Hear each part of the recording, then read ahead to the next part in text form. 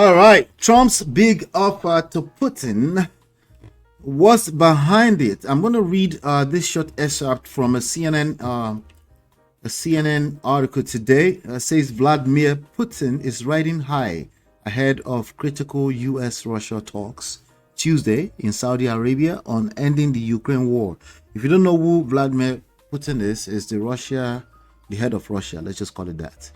And Yeah, of course, the Russian strongman and the president. yes.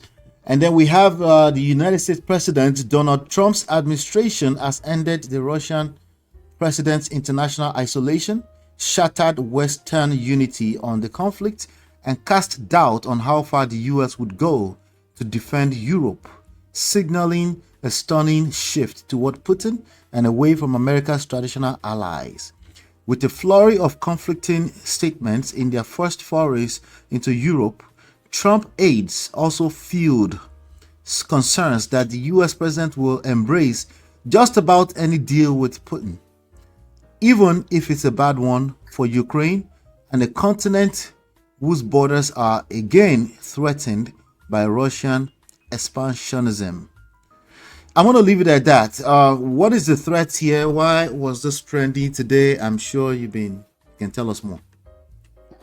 Well, why it is trending is because it almost looks like Vladimir Putin is getting everything he wants, while the leader of Ukraine is not really being carried along. And you listen to what the Ukrainian leader told European leaders this past weekend, that that is not going to be part of whatever he wants to be seated at the desk whenever the destiny of his country, that is Ukraine, is being discussed. And so to want to have this micromanaged meeting and negotiations with Vladimir Putin over the people he has violated by way of territorial aggression in the last 3 years.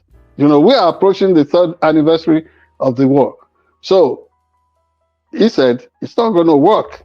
And he is even calling for Europe in reaction to the way Donald Trump is trying to dismantle NATO, is calling for Europe to come up with an appropriate response. A military organization, a united front in Europe, so that they can contain and push back on the on the agenda that is not clear, the opaque agenda of Russia in days to come. That said, what is it that makes, you remember during the presidential debate, first in 2016, this is Hillary Clinton said Donald Trump would not be able to stand up to Vladimir Putin. That is fast becoming, that kind of a prophetic utterance is fast becoming a reality. The last time during this is the last cycle of a presidential election in the United States, the same thing was suspected about Donald Trump.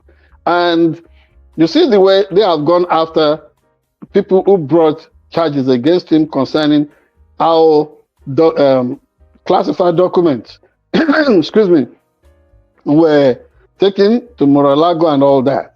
What's behind all that? See, we do not have, we must follow facts as journalists. We must go after the facts.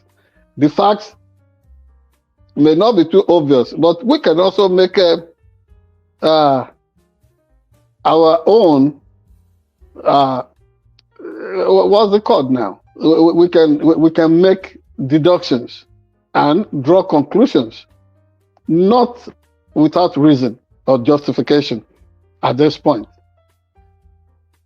Why is it, and that question must be thrown back at them, that is at Donald Trump and his team, his foreign affairs team particularly. Why is it that they will give Vladimir Putin everything he wants in utter violation of established traditions in America? This is a man who has murdered political opponents. This is a man who has killed journalists. This is a man who, the only excuse you need to be taken in is Russia, is to be traveling through that country as an American today. And then you'll be arrested. Trump up charges will be brought against you, and you can spend endless time in the gulag. You can be sent to Siberia, wherever in that country. So for somebody who is grossly violating all established norms and conventions this way, why is America kissing up to him? Why is Donald Trump doing this?